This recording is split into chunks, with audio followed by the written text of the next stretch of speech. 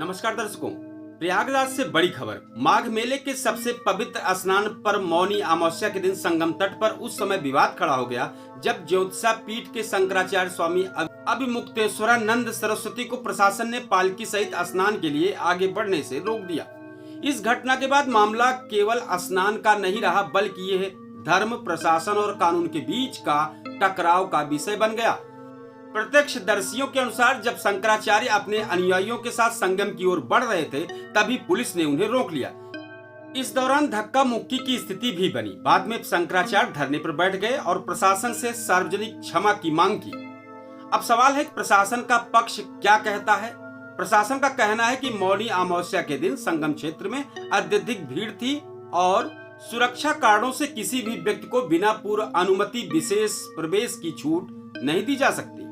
साथ ही प्रशासन ने यह भी स्पष्ट किया कि शंकराचार्य पद की वैधता को लेकर मामला सुप्रीम कोर्ट में लंबित है और 2022 के आदेश के अनुसार किसी नए पट्टाभिषेक पर रोक लगी हुई है।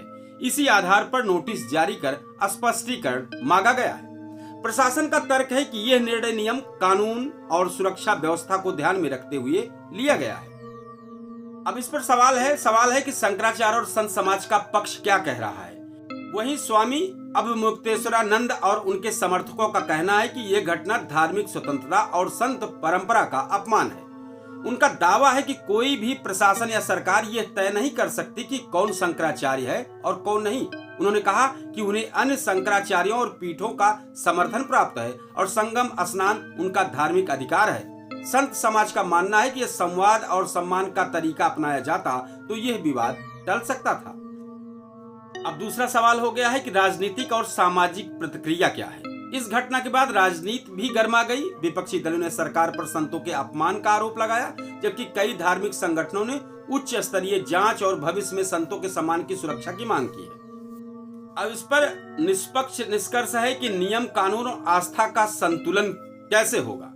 यदि नियम और कानून की दृष्टि से देखा जाए तो मेला प्रशासन पर यह जिम्मेदारी बनती है कि वो सुप्रीम कोर्ट के आदेश, सुरक्षा मानक और भीड़ नियंत्रण का पालन करे। मौनी अमावस्या जैसे दिन किसी एक व्यक्ति को विशेष छूट देना प्रशासनिक जोखिम हो सकता है, लेकिन धार्मिक और नैतिक दृष्टिकोण से शंकराचार्य जैसे पद पर आसीन संत को सार्वजनिक रूप से रोकना संत समाज की भावनाओं को आहत करने वाला माना जा रहा है। उचित और अनुचित के संतुलन में यही कहा जा सकता है कि प्रशासन का नियम पालन करना उचित है, लेकिन धर्म और परंपरा से जुड़े मामलों में संवेदनशीलता, संवाद और सम्मान भी उतना ही आवश्यक है। ये विवाद एक स्पष्ट संकेत है कि भविष्य में ऐसे धार्मिक आयोजन के लिए पूर्व संवाद, स्पष्ट प्रोटोकॉल और पारदर्शी व्यवस्था जरूरी है, ताकि ना कानून कमजोर पड़े और ना ही आस्था का अपमान हो।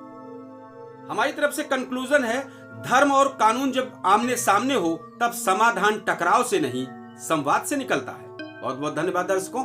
जय हिंद।